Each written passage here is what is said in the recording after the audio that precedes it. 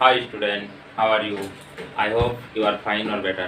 আজকে আমাদের টপিক হচ্ছে কি ম্যাটার ওয়েভ অর্থাৎ এই ওয়ার্ল্ডে যে সমস্ত ম্যাটার আছে যেগুলো টোটাল বস্তু মানে পেন হতে পারে বা কোনো ম্যান হতে পারে, মানে লাইট, ফ্যান, টেবিল, বোর্ড, সবগুলোরই কি আছে না ওয়েভস নেচার আছে বা ওয়েভ ক্যারেক্টারিস্টিক আছে। তো ওয়েভ ক্যারেক্টারিস্টিক আছে, এটা আমাদের প্রথম এই কনসেপ্টটা আসছে কোথা থেকে না, এই কনসেপ্টটা আমাদের আসছে যখন আমরা ফটো ইলেকট্রিক ইফেক্ট পড়লাম বা ফটো ইলেকট্রিক ইফেক্ট যখন আবিষ্কার হলো 1905-এর আইনস্টাইন, বিশেষ করে আইনস্টাইনের যে ইকুয়েশন, তার পরবর্তীকালে এটা কিন্তু বিশেষ ইম্পর্টেন্স দেওয়া হয়েছে। মানে তারপরে যে বিজ্ঞানী দিয়েছে তার নাম হচ্ছে দা ব্রয়েস বা অন্য অনেক ক্ষেত্রে ডিবগলি বলুন। আমরা প্রথমে একবারে ধাপে ধাপে ইন ডিটেলস চলে আসছি যে পিকচারগুলো। প্রথমে আমরা দেখি লাইট।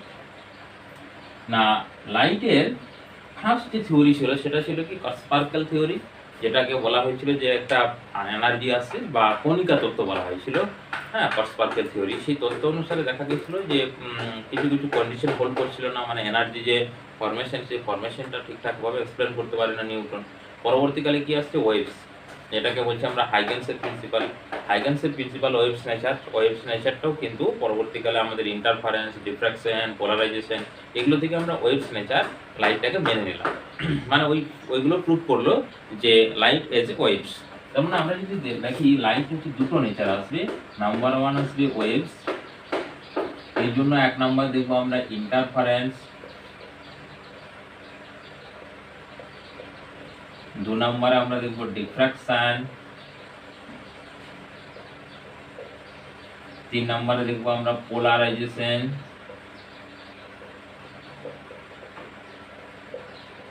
এই তিনটে হচ্ছে লাইটকে ওয়েভস হিসাবে কি করছে না ট্রিটমেন্ট করছে। মানে এটা যে একটা ওয়েভস, সেটা আমরা এই তিনটে সূত্র, তিনটে যে বিভিন্ন এক্সপেরিমেন্ট আছে, এক্সপেরিমেন্টাল ভ্যালু থেকে আমরা বুঝতে পারলাম। আর লাইটকে আমরা যখন আমরা ধরছি যে পার্টিকেল, এটা কখন বুঝতে পারছি না, এটারও সেম। ফার্স্টে আমরা ফটো ইলেকট্রিক ইফেক্ট, নাম্বার 2 চলে আসবে তোমার ব্ল্যাক বডি রেডিয়েশন, এখান থেকেও আর একটা আছে photo electric effect, black body radiation, আর কম্পটন ইফেক্ট।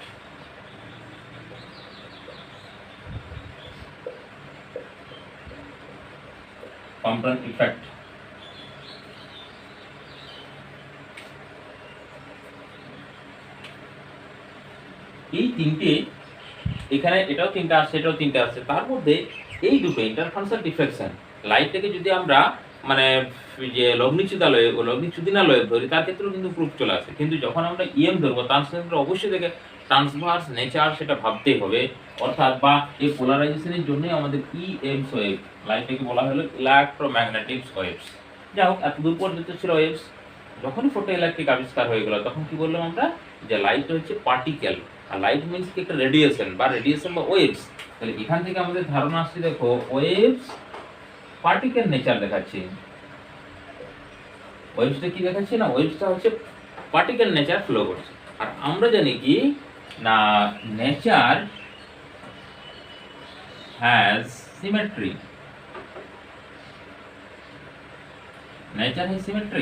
এটা কি না, সিমেট্রি যদি হয় তার মানে ওয়েভস থেকে পার্টিকেল, মানে ওয়েভসটা কি ধরছে, পার্টিকেল নেচার বিহেভ করছে, কারণ পার্টিকেলটা অবশ্যই ওয়েভ নেচার বিহেভ করবে। এই যে ধারণাটা, এই ধারণা থেকে আমাদের যে বিজ্ঞানীটার নাম বললাম দা ডি ব্রয়, বা অনেক ক্ষেত্রে ডি ব্রগলি বলে, যাই হোক উচ্চারণের সঙ্গে ডিফারেন্স নেই। তো এই ডি ব্রয় এই যখন পিএইচডি করছিল, তার থিসিসটা মানে এইগুলোর চিন্তা ভাবনার উপরে বিশেষ করে থিসিসটা দিয়েছিল, তার সেই থিসিসটাতেই পার্টিকেলটাকে কনসিডার করা হলো কি না, ওয়েভ হিসাবে পার্টিকেলটাকে কনসিডার করা হলো। তার থিসিসটা ছিল every moving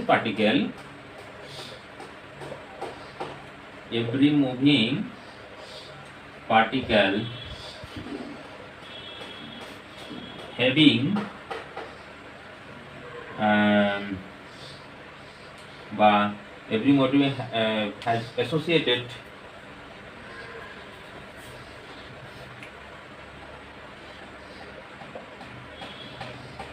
waves with it. প্রত্যেকটা পার্টিকেলে কি থাকবে, every moving particle associated waves, তাহলে ওয়েভস ধরি পার্টিকেলস ওয়েভস উইথ ইটস, বা ওয়েভস নেচারও বলতে পারি আমরা, পার্টিকেলের যে নেচার কাম সেই পার্টিকেলের। তাহলে every moving particles has waves associated with it, এরকম ভাবে আমরা এক্সপ্লেন করতে পারি। হ্যাঁ, মানে এটাকে তুমি এইভাবেও দিতে পারো, এখানে মুছে দিলাম, every moving particle has waves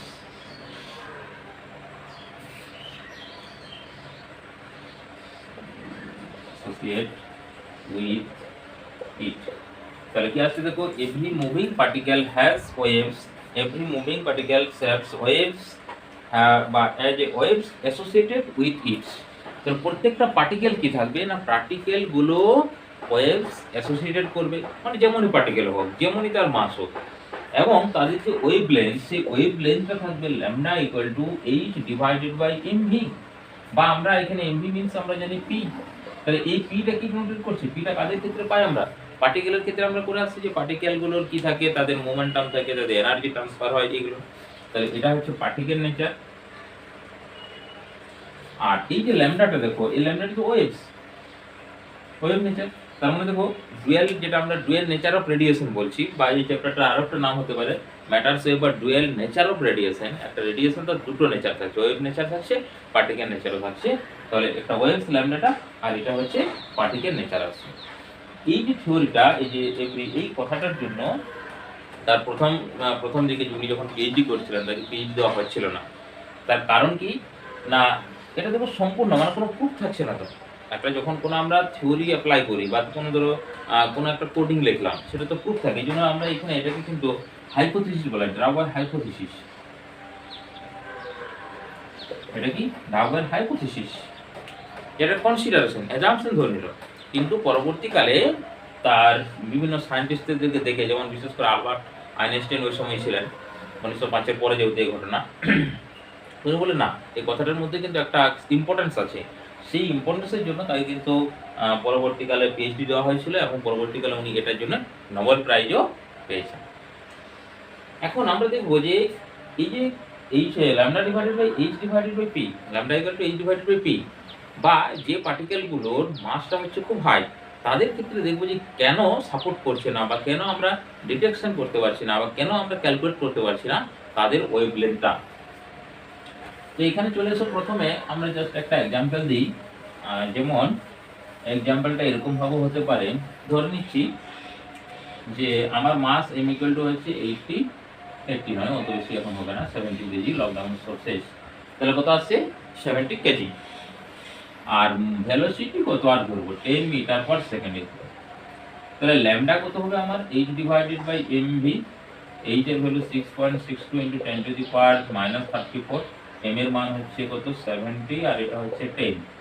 তাহলে 70 10 এলা আসছে, দুটো শূন্য উপরে চলে গেল, আর দুটো শূন্য বেড়ে গেল, আর 7 এটা অ্যাপ্রক্সিমেটলি কেটে দিতে, 62/7 ইন্টু 10 টু দি পাওয়ার -35, একে 6 আসছে 36।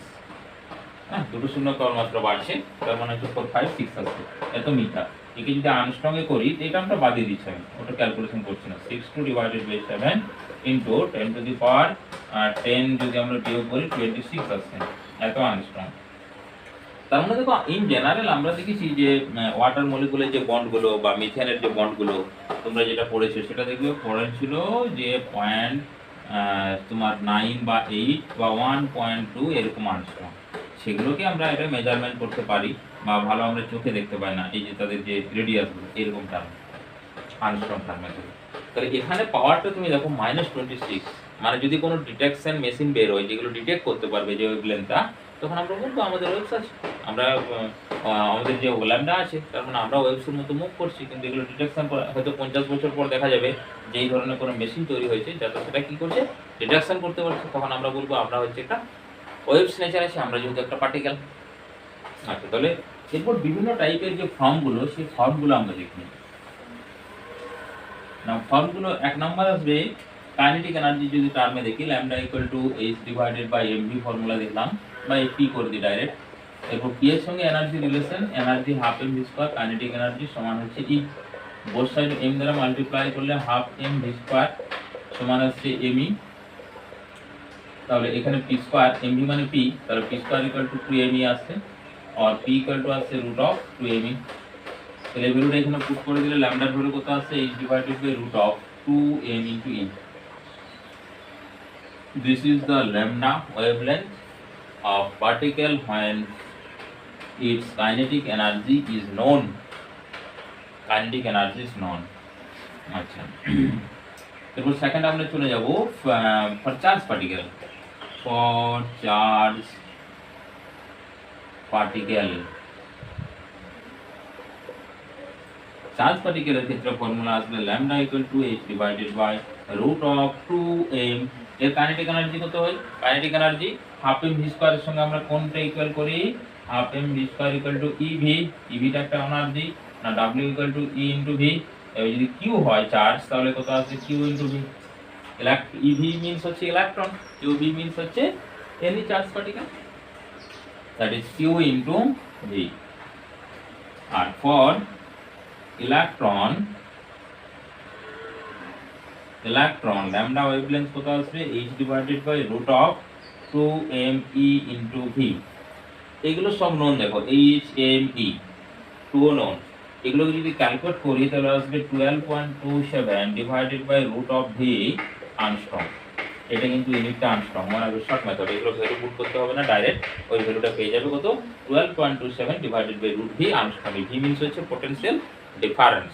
কারণ আমরা ইলেকট্রনগুলোকে বা যে চার্জ পার্টিকেল আছে আমরা এতে পড়েছি ম্যাগনেটিজমে, যে চার্জ পার্টিকেলকে যখন মুভ করব বা ওকে যখন গতিশীল দেব তখন কি করতে হবে আমাদেরকে না, in this condition velocity apply করতে হবে, apply the potential difference between the two position বা টু প্লেস। আচ্ছা, আর কি আছে, আর কি আছে, হ্যাঁ আরেকজন আছে হচ্ছে তোমার গ্যাস মলিকুল। তাহলে হচ্ছে গ্যাসিয়াস পার্টিকেল। গ্যাসিয়াস পার্টিকেলের ক্ষেত্রে তুমি এখানে দেখো, গ্যাসিয়াস পার্টিকেলের ক্ষেত্রে আমরা ইকুইপার্টিশন থিওরেম, যেটা ইকুইপার্টিশন থিওরেম থেকে বলা হচ্ছে যে না, total kinetic energy half KT per degree of freedom. Total kinetic energy প্রজেস অফ এনি মলিকুল বা any gas molecule is half KT. তাহলে টোটাল যদি F number of degree of freedom থাকে, কাইনেটিক এনার্জি কত আসবে half F KT for F number of degree of freedom. For monotomic gas, for monatomic gas, monatomic gas means F equal to 3, degree of freedom কত 3, 3 ডিরেকশনে move করতে পারে 1 2 3 x axis y axis and z axis। degree of freedom 3 means energy equal to 3/2 kT, that is lambda wavelength h divided by root of 2m, energy জায়গায় 3/2 kT और 2 cancel out, h divided by 3 kT, তার root আর একটু কোথায় গেল m kT। এখানেও same, দেখো এই মাসটা কিন্তু হচ্ছে mass of one atom or one molecule, mass of one atom or ones molecules. এটাকে যদি আমরা অ্যাটমিক্স মাসে কনভার্ট করে দিই তাহলে কিন্তু এই ইকুয়েশনটা সব ইজি চলে আসবে। কারণ যদি আমরা কে এর ভ্যালু দেখি, Boltzmann constant K equal to 1.38 into 10 to the power minus 23, এখানে joule kelvin inverse, joule kelvin inverse SI সিস্টেমে। আর এম এর মাস ধরো সব চেঞ্জ হবে, মলিকুল যখনই চেঞ্জ হবে, ওয়াটার মলিকুল যদি হয় নাম্বার অফ ইউনিট ওয়াটার মলিকুলের ক্ষেত্রে, বা তোমার কার্বন ডাইঅক্সাইড অক্সিজেন চেঞ্জ হবে। এখন এটাকে যদি আমরা মোলার মোলার মাসে কনভার্ট করে দিই, তার ক্ষেত্রে ভ্যালুটা আসছে 25.6 divided by root of capital M মানে molar mass divided by root of T. এই টিটা কি না, টিটা হচ্ছে অ্যাবসলিউট টেম্পারেচার। তাহলে এখানে ধরো এটা আর্মস্ট্রং ইউনিটে আসবে ল্যামডাটা, ওই ল্যামডাটা কোন ইউনিটে আসবে, আর্মস্ট্রং ইউনিটে আসবে। বুঝে গেল ব্যাপারটা? মানে এই ফর্মুলা যদি আমরা পুট করে দিই তাহলে কিন্তু সেখান থেকে আমরা নিউমেরিক্যাল যেগুলো আছে সেই নিউমেরিক্যাল করতে খুব ইজি হয়ে যাবে। এবং এটা একটা শর্টকাট মেথড, এই ভ্যালুগুলো পুট করে দিয়ে আমরা এই ভ্যালুটা ক্যালকুলেট করছি, আর এমটা কি করব না মোলার মাস আমরা কনসিডার করব, ক্লিয়ার? আর টিটা কি অ্যাবসলিউট টেম্পারেচার।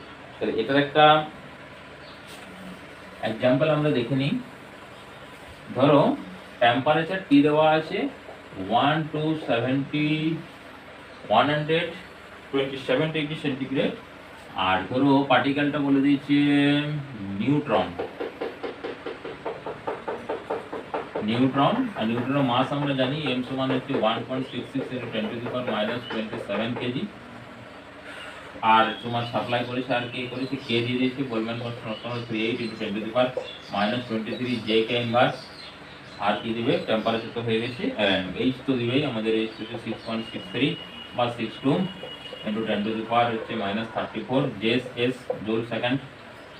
ওকে, এবার ধরো তোমাকে ল্যাম্বডা ক্যালকুলেট করতে হচ্ছে, তাহলে এইচ ডিভাইডেড বাই আমাদের ফর্মুলা √3mkt। যদি সব ভ্যালুগুলো পুট করি, দেখো কি ধরনের একটা বিচ্ছিরি কাণ্ড চলে আসবে, 32 × 10⁻34, আর রুটের ভিতরে সবগুলো ঢুকে বসে থাকবে। 3m এর ভ্যালু 1.6, 6 × 10⁻27 ইন্টু k এর ভ্যালু হচ্ছে 1.3 × 10⁻23 ইন্টু t এর মান কত, এটাকে কেলভিনে করতে হবে, মানে হচ্ছে 273,400 আছে, এতগুলো। আর যদি আমার ওই শর্ট মেথড ক্যালকুলেট করি, দেখো ল্যাম্বডা ইকুয়াল টু আসবে h ডিভাইডেড বাই h নয়, h এর জায়গায় অন্য কেউ হবে 25.6 ডিভাইডেড বাই √M √D। দেখো এখানে যেহেতু নিউট্রনের এই মাসটা দেখো, এটা মানে তো 1 AMU, atomic mass unit. AMU 1 AMU means হচ্ছে 1.66 × 10⁻⁻27 কেজি। যাই হোক 67 থাকলে কোনো অসুবিধা নেই, ওই একই ভ্যালু আছে। তাহলে এটা 1 হলে m এর ভ্যালু 1, m এর ভ্যালু 1 মিন্স √M = 1। আর t এর ভ্যালু কত, t এর ভ্যালু হচ্ছে 400 মিন্স হচ্ছে 400 √1 20, তাহলে 25.6 ডিভাইডেড বাই 20, that is 2 দ্বারা ক্যান্সেল, 1 2 8 মানে 1 একটা যদি হ্যাঁ 28 আনসার। দেখো তুমি ওটা ক্যালকুলেট করো, এটাও ক্যালকুলেট করে ইজি চলে আসবে, একবারে সিম্পল ক্যালকুলেশন। তার মানে এই জন্য শর্টকাট মেথডগুলো ভালোভাবে মনে রাখতে হবে নিউমেরিক্যাল করার জন্য অবশ্যই। আচ্ছা, এরপর যদি আমরা আরেকটা এক্সাম্পলে যাই, ধরো আলফা পার্টিকেল দেওয়া আছে আর প্রোটন দেওয়া আছে, প্রোটন আর আলফা পার্টিকেল, এই দুটোর আমাদের ওয়েভলেংথ ক্যালকুলেট করতে বলেছে বা রেশিও করতে বলেছে, আর বলে দিয়েছে যে সেম পোটেনশিয়াল ডিফারেন্সের মধ্যে দুজনকে পাঠানো হয়েছে। পোটেনশিয়াল ডিফারেন্সটা কি আসবে, সেম আসবে, তার মানে পোটেনশিয়াল ডিফারেন্স যদি সেম আসে, ভিটা সেম আসবে। আর আমরা কি জানি, ম্যাগনেটিজমে পড়েছি যে চার্জ পার্টিকেলকে যদি আমাদেরকে মুভ করতে হয় বা তাদেরকে যদি ছুটতে হয়, আমরা হাতে করে ছুটতে পারবো না, কিসে ছুটতে হবে না, পোটেনশিয়াল ডিফারেন্সে তাকে ছুটতে হয়। তাহলে সেই ভি পোটেনশিয়াল ডিফারেন্স দিলে আমরা ল্যাম্বডাগুলো এই ফর্মুলা লিখবো, আর যেহেতু চার্জ আছে তার মানে এগুলো চার্জ পার্টিকেল হয়ে যাচ্ছে h ডিভাইডেড বাই √2m3v। আচ্ছা, তাহলে ল্যাম্বডা এখানে কি করলে আসবে, h ডিভাইডেড বাই √2mp/qpv, আর ল্যাম্বডা আলফা করলে আসবে h divided by √2m⁻⁴q⁴v, 2m⁻⁴q⁴v চলে আসছে। এখন আমরা যদি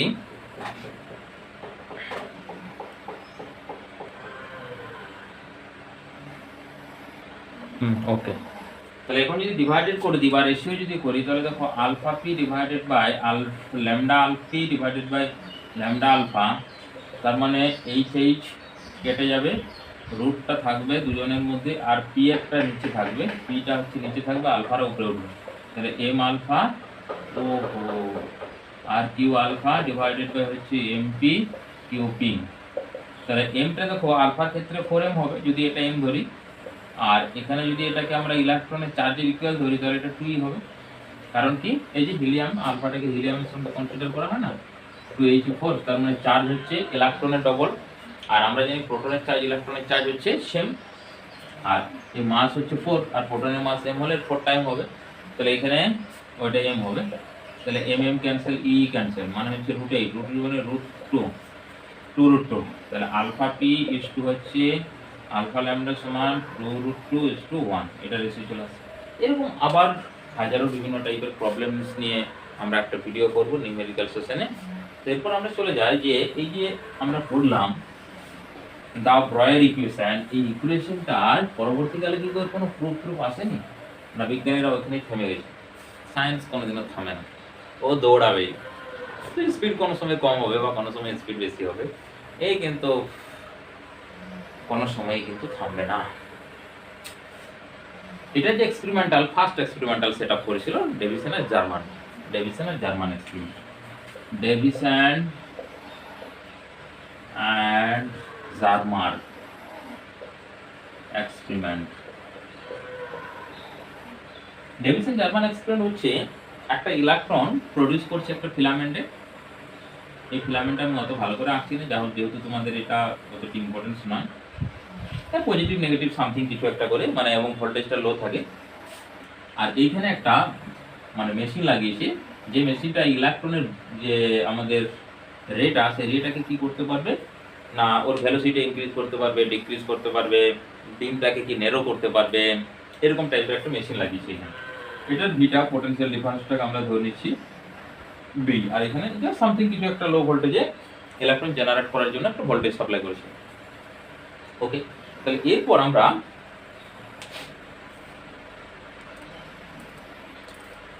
এই জায়গাতে যদি আমরা একটা নিকেল ক্রিস্টাল রাখি, এখানে এই যে নিকেল ক্রিস্টাল রেখেছি,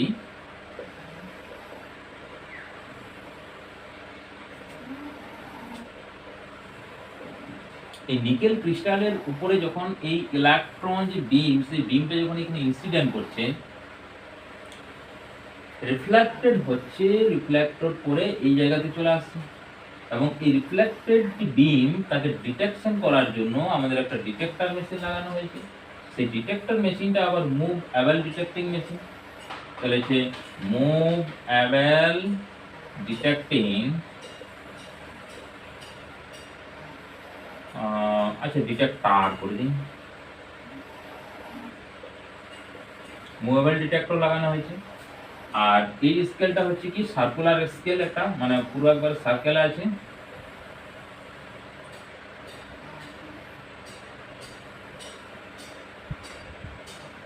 এটা সার্কুলার স্কেল, এটা নিকেল ক্রিস্টাল হলো।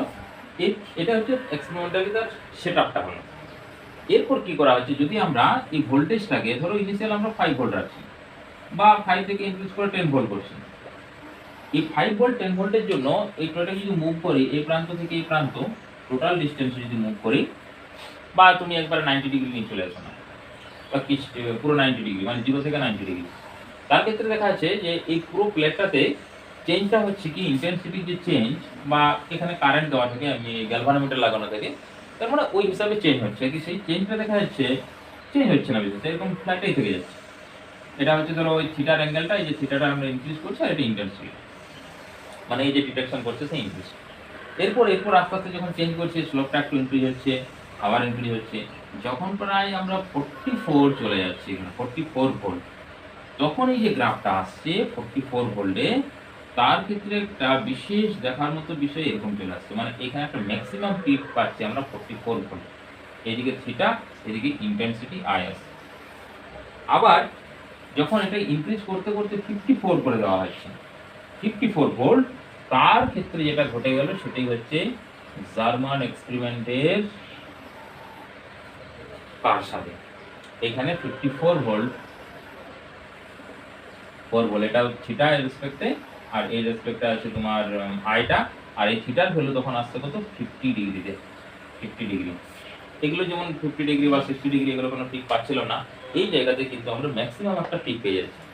এরপর আমরা ভাবতে পারি যে যেখানে 50 ডিগ্রি আছে সেখানে বেশি পরিমাণে ইলেকট্রন আসছে, বাকিগুলোতে ইলেকট্রন কম আসছে, এই জন্য এরকম স্লোপ দিচ্ছে। কিন্তু এইটা দেখো, এই মেশিনটা আমি কি বললাম না, এই মেশিনটা কিন্তু আমাদের কন্ট্রোল করতে পারে, ইলেকট্রনের ভেলোসিটি ইনক্রিজ করবে কিন্তু নাম্বার অফ ইলেকট্রনটাই কন্ট্রোল করতে পারে, মানে একটাও করতে পারে বা দুটোও করতে পারে।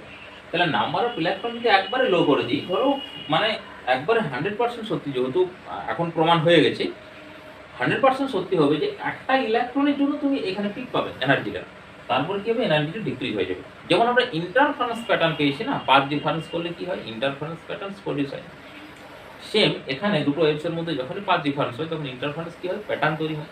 তো সেই ইন্টারফারেন্স প্যাটার্নও দেখো আমরা এনার্জিটা কি করি মিনিমাম করি, আর ম্যাক্সিমাম মানে মিনিমাম কন্ডিশন কিছু পাই আর ম্যাক্সিমাম কন্ডিশন কিছু পাই, তো এটা ম্যাক্সিমাম কন্ডিশন, এগুলো মিনিমাম কন্ডিশন। তার মানে এটা কি করছে না ইন্টারফারেন্স যে প্রপার্টি আছে সেই প্রপার্টি হোল্ড করছে। ইন্টারফারেন্স প্রপার্টি যদি হোল্ড করে দ্যাট মিনস সেটা কি আসবে ইলেকট্রনটা এই যে ওয়েভস, তার মানে পার্টিকেলটা কি হিসাবে এখানে বিহেভ করছে এক্সপেরিমেন্ট থেকে বুঝতে পারছি আমরা, ওয়েভস হিসাবে বিহেভ করছে।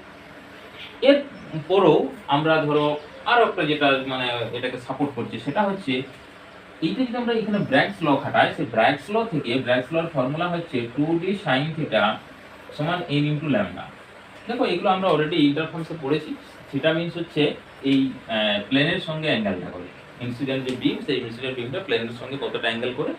আর ডিটা হচ্ছে দুটো প্ল্যানের মধ্যে স্পেসিফিক ডিসটেন্স, মানে distance between two planar of crystal. ক্রিস্টালে যে দুটো প্লেন থাকে না তাদের মধ্যে ডিসটেন্স হচ্ছে ডিটা। আর এই থিটাটা হলো, আর এনটা হচ্ছে অর্ডারটা কোন অর্ডারে হচ্ছে, মিনিমাম ম্যাক্সিমামটা কত নাম্বার অর্ডারে আছে। আর ল্যামডা তো হচ্ছে ওয়েভলেন্থ।